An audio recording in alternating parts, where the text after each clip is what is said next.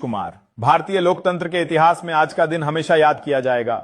Supreme court ने एक ऐसा आदेश दिया है जिसने पूरे राजनीतिक परिदृश्य को हिला दिया है। अब देश में कोई भी चुनाव इलेक्ट्रॉनिक वोटिंग मशीन यानी ईवीएम से नहीं होगा। आने वाले सभी चुनाव बैलेट पेपर से कराए जाएंगे। दोस्तों, दशकों से इस मुद्दे पर बहस होती रही।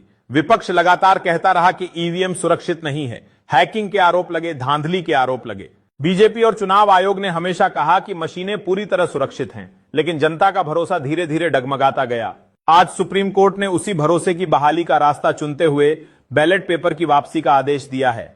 यह फैसला सिर्फ तकनीकी बदलाव नहीं है, यह लोकतंत्र के स्वरूप को बदल देने वाला फैसला है।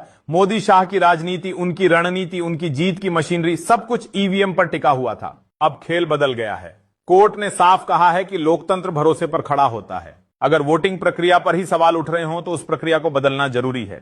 अदालत ने यह भी कहा कि दुनिया के कई देशों ने सुरक्षा कारणों से ईवीएम छोड़कर फिर से बैलेट पेपर अपनाया है। मतदाता का भरोसा सबसे बड़ी चीज है और उसे कायम रखना ही चुनाव आयोग और सरकार की जिम्मेदारी है। जैसे ही यह फैसला आया, विपक्षी दलों में जश्न शुरू हो गया। कांग्रेस नेता राहुल गांधी ने कहा, यह लोकतंत्र की जीत है, जनता का भरोसा अब लौटेगा। ईवीएम के जरिए जो खेल खेला गया था वह अब बंद होगा। अरविंद केजरीवाल ने ट्वीट किया, सुप्रीम कोर्ट ने जनता की आवाज सुनी, अब किसी को यह कहने का मौका नहीं मिलेगा कि मशीन ने परिणाम बदले।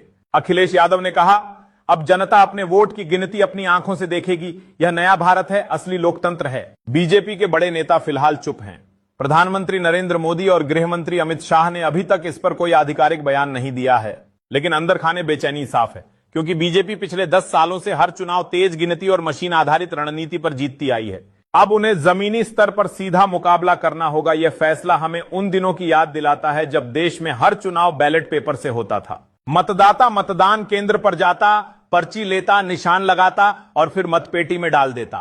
वोटों की गिनती घंटों नहीं बल्कि कई बार दिनों तक चलती थी। नतीजे देर से आते थे, लेकिन लोगों को भरोसा रहता था कि उनका वोट सुरक्षित है। बूथ कैप्चरिंग जैसी समस्याएं भी थीं, लेकिन उसका हल सुरक्षा बढ़ाकर निकाला जाता था। आज फिर वही व्यवस्था लौट रही है। बैलेट पेपर पर लौटना आसान नहीं होगा। लाखों करोड़ों बैलेट पेपर छपवाने होंगे, मतपेटियों का इंतजाम करना होगा, सुरक्षा, स्टोरेज और गिनती के लिए लाखों कर्मचारी लगाने होंगे। चुनाव आयोग के सामने यह बहुत बड़ी लॉजिस्टिक चुनौती है, लेकिन विशेषज्ञ कहते हैं कि यह मेहनत लोकतंत्र की साख बचाने के लिए जरूरी है। अब हर पार्टी को असली जमीन पर उतरना पड़ेगा। न तो सर्वर बदला जा सकता है, न बटन में छेड़छाड़ हो सकती है। हर वोटर से संवाद, हर बूथ पर मेहनत, यही जीत का असली रास्ता होगा। बीजेपी को अपनी पूरी रणनीति नए सिरे से बनानी होगी। वहीं विपक्ष अब राहत महसूस कर रहा है।